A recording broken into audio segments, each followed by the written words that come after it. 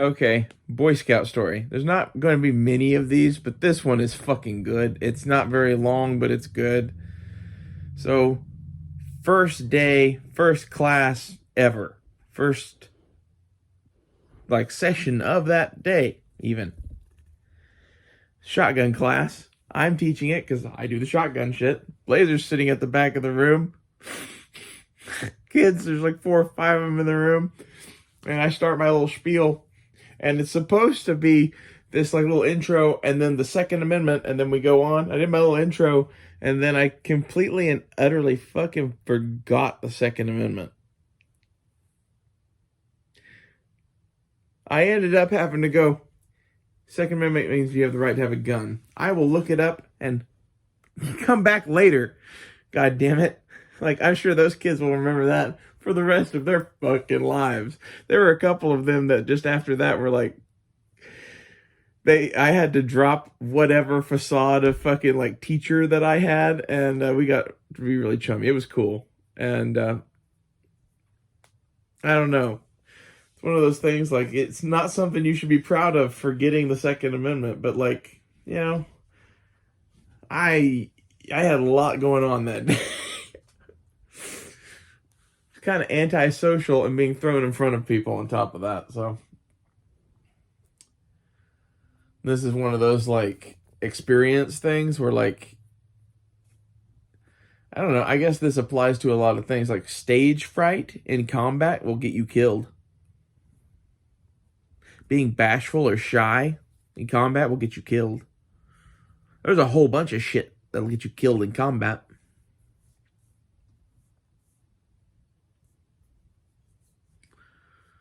You know, this is some of that like growing up shit too. Like, one of the things that I see in the world is that there are no real grown-ups really, and those of us who have fucking been more adventurous than the normal people, and or been in the military and gone into combat or whatever, you're kind of forced to grow up when like shit's life or death. You know, you can't afford to fucking, you know, be bashful about something. You can't afford to be whatever. Like, all that shit just drops to the side and it becomes irrelevant.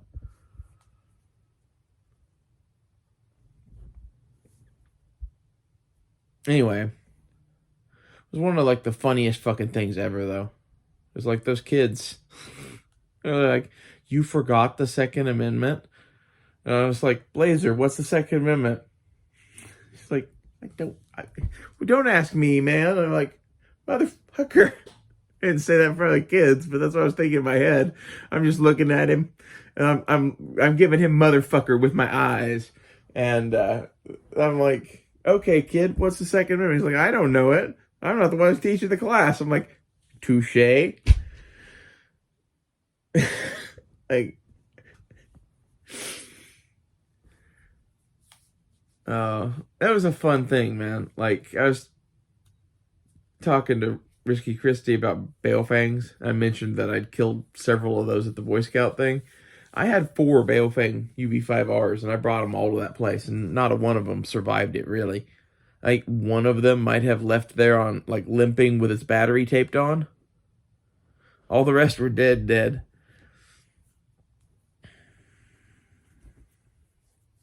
I brought out a M1 Garand and a bunch of bandoliers of 30-06 for the range guys.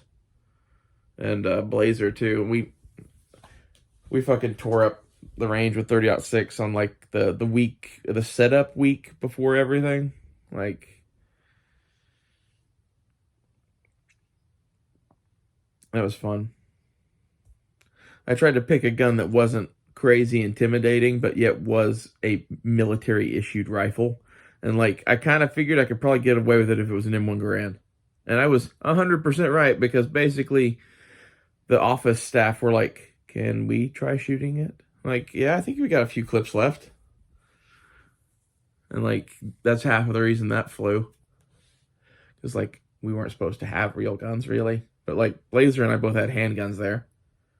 Because we're us, basically, and we had our own vehicles, and we had our own shit and whatever. And on top of that, there's a billion X factors that I could go into as to why you might want a handgun while you're teaching fucking guns, but like, I don't know. It's one of those, I don't want to think about that shit.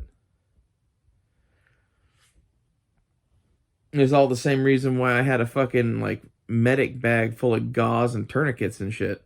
You don't really think about that shit either, but like they had a medic there who was cool, but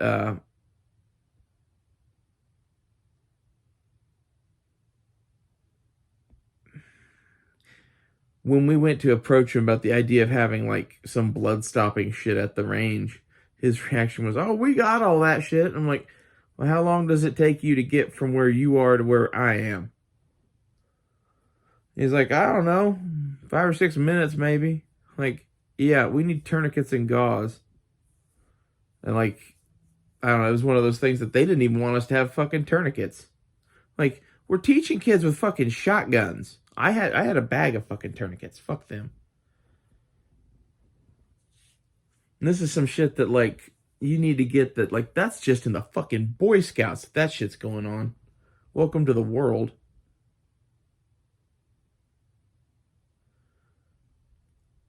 Nobody thinks past their fucking nose. I kind of hate to think about what the military must be like today.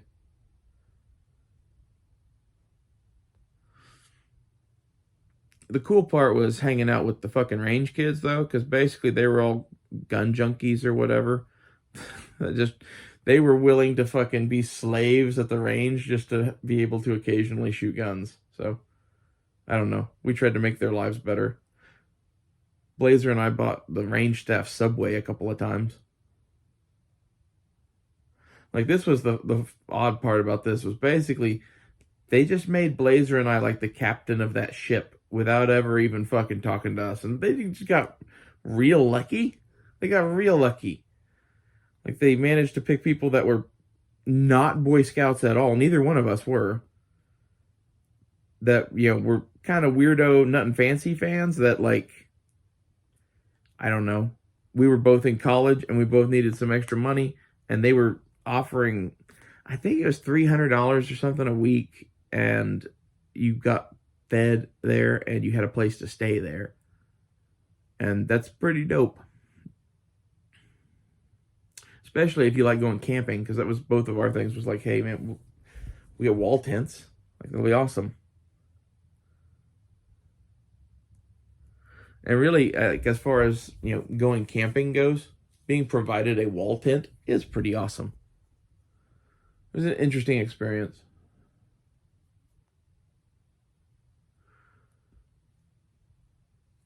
Should we tell sex stories? I hooked up there with one of the aquatics people.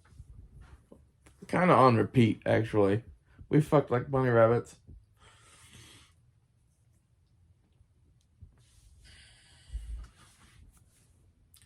He was like 23 or 24 or something like that, so I don't get any, untoward ideas. And I don't remember how old I was at that time. I was roughly that same age, I think. 22 maybe, 23 maybe. 23 going on 24, never gonna see whatever the fucking like Gangster's Paradise thing. It was that era.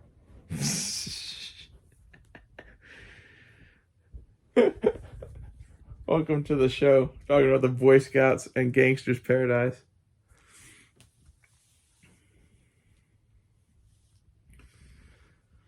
Anyway, that's pretty much it for Boy Scout stories, but it's a fun thing to do. It's sad to me that that's not a thing anymore. Like, and it's even sadder to me that like there were so many creeps and weirdos that were using it to do whatever. Like I was talking about the other day, they're destroying our institutions. Like you don't think of the Boy Scouts as an institution, but like where do you think they get the candidates of people that go to West Point and shit? I would bet you dollars to donuts half of the fucking people that they got up there are fucking Eagle Scouts or used to be.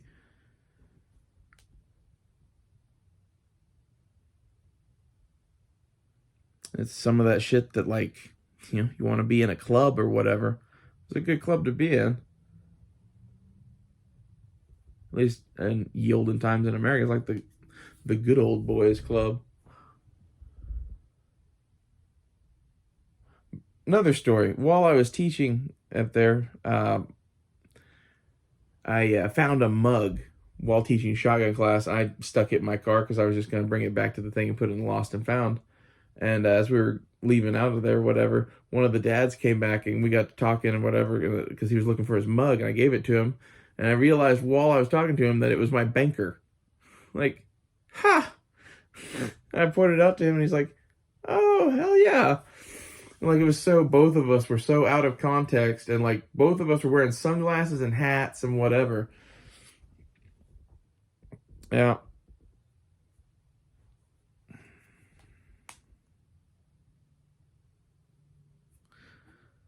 It was a fun time.